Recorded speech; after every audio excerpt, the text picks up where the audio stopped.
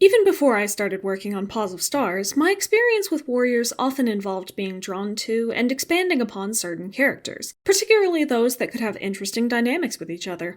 One group I always had a fondness for was the large generation of apprentices in the Riverclan of the Crookedstar's Promise era. Like the ThunderClan generations in Power of Three, and to a lesser extent Omen of the Stars, this big group of apprentices growing up together had potential for a lot of interweaving goals, personalities, and friendships that could be super interesting to explore.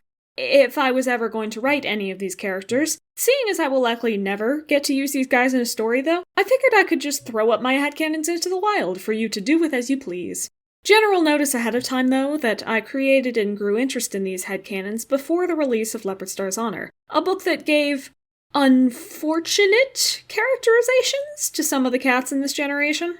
However, the book completely ignored a fair number of the cats in the group, and had a general disregard for the canon that Crookedstar's Promise put forward, so for the most part, I am going to respond in kind and ignore what Leopardstar's Honor had to say about these guys.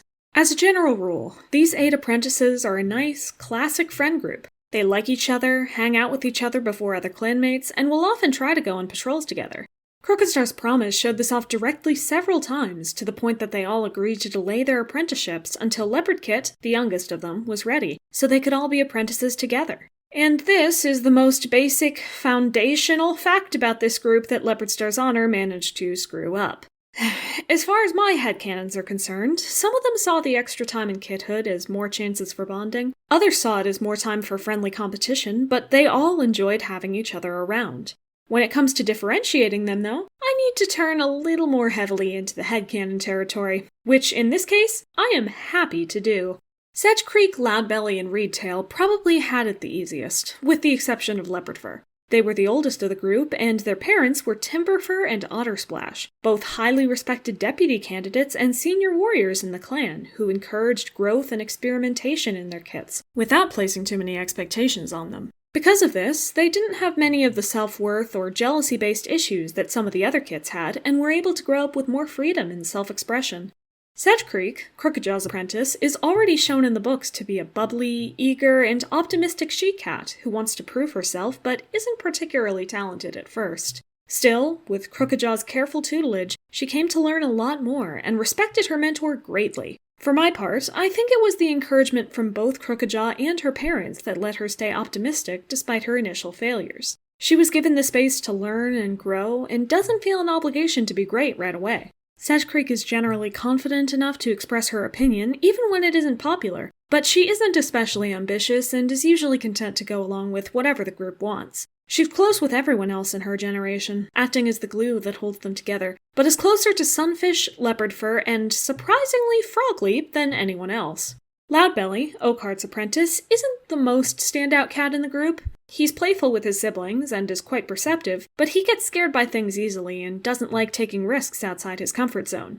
For things inside his comfort zone, though, like battle practice, he can actually be quite reckless. He doesn't need the whole clan to love him, but he does have a bit of a competitive streak. This particular impulse stays with him through into warriorhood, where he can sometimes be a bit boastful and keeps a careful count in his nest of every warrior he has beaten. He and Blackclaw are best friends, and Frogleap often joins them. Reedtail was Beetlenose's apprentice, and his mentor's high expectations and pride caused Reedtail to be eager to prove himself, and always wanting to be involved in the action, even if it involves a touch of rebellion. He often frets about the safety of cats around him that he cares about, but he's pretty darn confident in his own self-worth given his successes and the pedigree he grew up in. He demands a certain level of comfort, is outspoken and clever, but not the strongest, leading him to find different ways around his problems. He spends more time with Skyheart than anyone else, half the time as friends and half as friendly rivals, but he cherishes his relationship with the she-cat dearly. And yes, Leopardstar's Honor, I suppose you could make these two mates, but I like friendship better. Time for the middle litter, Lakeshine and Cedarpelt's kits. And the best cat in the group. I am definitely not biased, not at all, nope.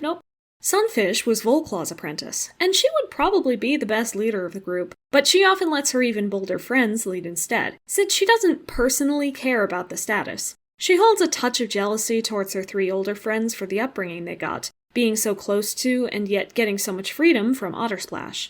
Sunfish came to respect the warrior a lot, but she had Lakeshine as a mother, a far more protective figure who wouldn't let her or her brother get ahead too quickly. She became more reserved and accepting of authority because of this, but will also advocate both for herself and her clan whenever she gets the chance. She is compassionate and has a level head, along with being good at taking care of her peers and cats younger than her. She is best friends with Leopardfur and Sedgecreek, both of whom she took care of when they were gravely injured. Even though she sometimes gets jealous of their upbringings compared to hers, it doesn't stop her from loving them and sticking up for them no matter what. Also, she's a lesbian. At least Leopardstar's Honor got that mostly right. Frogleap, Sunfish's brother, is the most volatile one in the friend group, despite being Timberfur's apprentice. And I'll send a brief reminder here that we are ignoring everything Leopardstar's Honor ever made him say, so pipe down. He's aggressive, outspoken, and wants to personally be the one to take down whatever challenge comes between him, his friends, or his clan and their safety. He wants to be the one to defeat ThunderClan once and for all, and shove it up in the face of every cat who thought he was average compared to other cats in his generation. Even in clan meetings, or when Hailstar and his deputy have already made decisions, Frogleap will challenge them, wanting to be noticed in any way possible. The only time this isn't the case is when he's alone with his friend group, where they do all care about each other. Sedgecreek especially. She just seems to like him, unconditioned by how strong he is. And Blackclaw and Loudbelly seem to enjoy the intensity he has that other cats find off-putting. In that group, he doesn't need to fight to be recognized. But he knows all too well that he wants to be liked by more than just his friends. As for the youngest litter, the kits of Shimmerpelt and Piketooth, we'll begin with Softwing's apprentice, Skyheart. She decided that she wanted to be the group's leader very early on.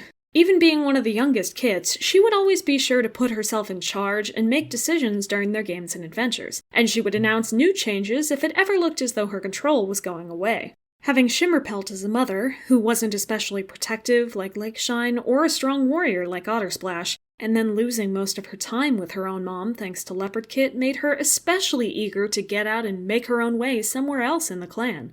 She does act out a fair bit, and doesn't respect her mentor Softwing as much as she probably should.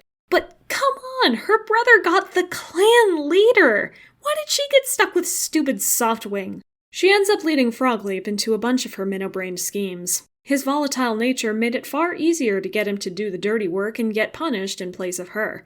But it got both of them information and opportunities they wouldn't have gotten otherwise, so Frogleap isn't all that upset about it. Skyheart and Retail are friends, though from her perspective he's the biggest threat to her place as the group's leader, as a strong and assertive cat from the oldest and most fortunate litter. Surprisingly, though, he mostly doesn't challenge her position, only her ideas, so they end up being the best of friends more often than not. Her brother Blackclaw was pretty content with life where he was. He never understood the whole status-chasing aspect of the group, but he did like them being strong together, and as a group they were undoubtedly a formidable force. Hailstar was his mentor, which pretty much gave him a free pass to coast through his apprenticeship without issue, not having any need to catch up when he already got the best option.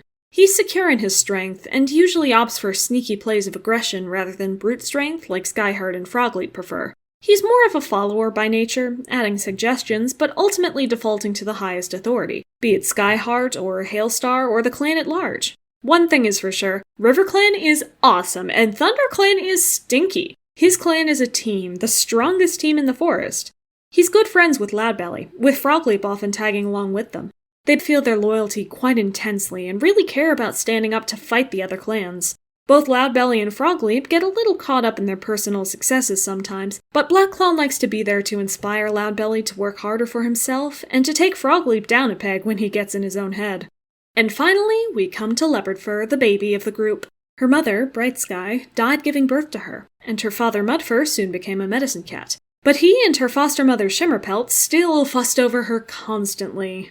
Actually, the whole clan fussed over her, and she had them all wrapped around her paw pretty quickly. She didn't need to be strong to get others to listen to her, unlike Skyheart, and she got along well with most of her friends. Leopardfur got used to having others around to pick up after her mistakes, and became pretty demanding due to always getting what she wanted, using her wit and cuteness to her advantage. But she does, intrinsically, want to be strong for her own sake. She fights as hard as she can when she decides to do something, is stubborn as a rock, and will never show weakness when it does exist.